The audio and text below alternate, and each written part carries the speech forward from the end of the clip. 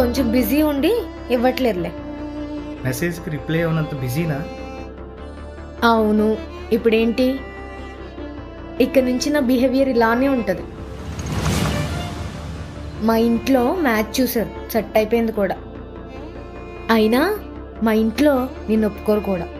మరి ఇంతకాలం నాతో ఎందుకు మాట్లాడు?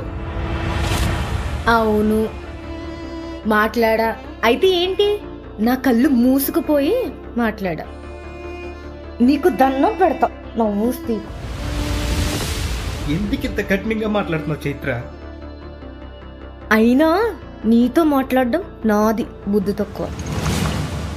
ఏమైంది నీకు? ఒక్క రీజన్ చెప్పు ప్లీజ్. నీకు రీజన్ చెప్పాల్సినంత అవసరం నాకు లేదు. ఇంకెప్పుడు నన్ను కలవడానికి ట్రై చేయకు. Good bye.